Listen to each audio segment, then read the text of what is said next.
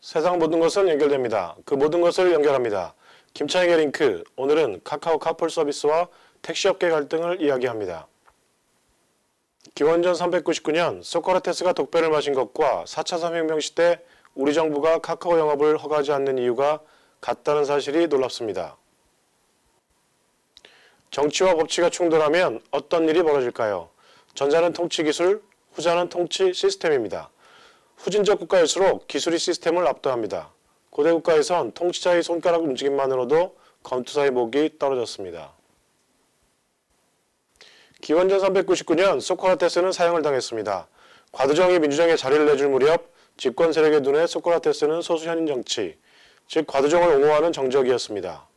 광장, 즉 아고라의 자유가 곧 표현의 자유였던 시절 아테네의 집권 세력은 자의적으로 소크라테스를 처벌하지 못했습니다.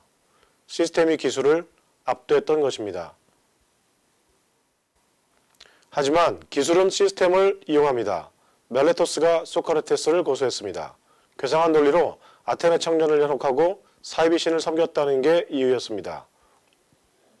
수백 명의 배심원 재판을 거쳐 소크라테스는 사형 선고를 받았습니다. 멜레토스는 집권 세력의 하수인이었습니다.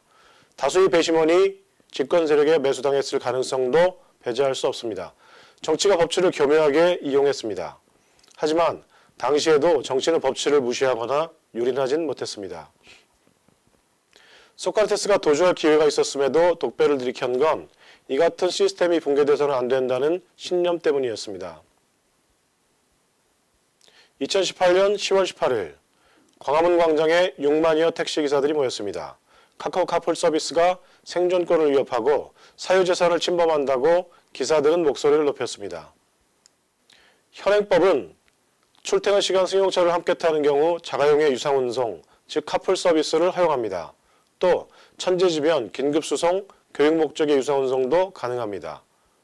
이 밖에 국토교통 무령으로 정하는 경우도 카풀 운송 서비스를 할 수 있습니다.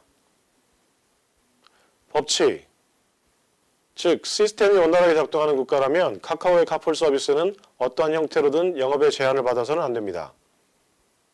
카카오가 서비스를 개시하는 건 택시업계나 정부와의 합의사항이 아닙니다. 단 출퇴근 시간을 어떻게 정하냐의 문제는 논란의 여지가 있을 수 있습니다. 관할부처인 국토교통부가 할 일은 카카오와 택시업계 사이에서 출퇴근 시간에 대한 합의를 이끌어내는 일입니다. 정부는 지난 1년간 카카오의 카풀 영업을 허용하지 않았습니다. 카풀 사업자와 택시업계 간 협의를 이끌어낸다는 명분으로 사실상 손을 놓았습니다. 결과적으로 정확히 말하면 의도일 가능성이 큽니다. 택시업계의 손을 들어줬습니다. 택시업계는 공론장으로 나오라는 4차 산업혁명위원회의 요구를 묵살했습니다. 장병규 위원장의 말대로 협의에 나서지 않는 이해 당사자의 주장을 정부가 그대로 수용한 셈입니다. 카카오의 영업으로 택시업계가 생존권의 위협을 받는다는 주장이 사실이라고 해도 그것은 택시업계가 해결할 문제입니다.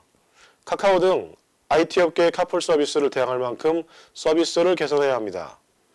택시업계가 자체적으로 이를 해결하기는 물론 쉽지 않습니다. 이에 대한 해결 또한 정부의 몫입니다. 정부는 사회안전망을 통해 택시기사들의 생존권을 지키고 IT업계가 택시업계에 대한 지원책을 내놓도록 유도해야 합니다. 택시업계는 착각했습니다. 생존권에 대한 위협이 업계 내부의 문제인지 외부로부터 온 것인지 정확히 알지를 못했습니다. 사유재산권 침해는 개념 자체를 몰랐습니다. 정부도 착각했습니다. 카카오의 카풀 영업에 대한 허용이 정부의 권한이라고 오만을 부렸습니다. 그것은 법으로 보장된 카카오의 권리입니다. 이를 수호하는 게 정부의 의무입니다. 택시업계와 카카오를 중재하는 게 정부의 역할이라고 오판했습니다. 중재는 합법적인 영업활동끼리 상충할 때 하는 것입니다. 그렇다면 왜 이런 일이 벌어졌을까요? 기술이 시스템을 압도하기 때문입니다. 국토교통부에 따르면 전국 택시 운전자는 총 26만여 명에 달합니다. 4인 가족 기준으로 택시 운전으로 먹고 사는 인구는 얼추 100만 명을 넘습니다. 절반은 현지 유권자고 절반은 잠재적 유권자입니다. 택시기사의 경우 풀뿌리 민심을 전달하고 심지어 형성하는 무시 못할 세력입니다. 이번 집회에 6만여 명이 운집한 건 그들의 조직력을 보여주는 방증입니다. 정치의 눈으로 보면 택시업계와 카카오의 갈등은 100만 표와 수천 표의 싸움입니다. 법치국가에서 현행법이 택시업계의 떼법에 밀리는 건 전적으로 천박한 정치기술 때문입니다. 시스템이 성숙한 국가였다면 카카오 카풀 서비스는 논란의 여지가 있을 수 없습니다. 공권력이 공신력을 담보했다면 6만여 명의 택시기사들이 백주대낮에 합법적 사업을 맡겠다며 광장에 모이는 일을 용납해서는 안 됩니다. 정부와 택시기사는 수천만 명에 달하는 소비자의 힘을 간과했습니다. 기원전 399년에 아테네인들조차 정치기술에 세련미가 있었습니다. 그들은 적어도 법치해준의 정적을 죽였습니다. 논리의 달인인 소크라테스조차 자신이 독배를 물리칠 논리를 찾지 못했습니다. 4차 산업혁명을 부르짖는 정부가 혁신기술을 지닌 사업자에게 독배를 마시라는 근거는 도대체 무엇인가요? 김창익의 링크였습니다.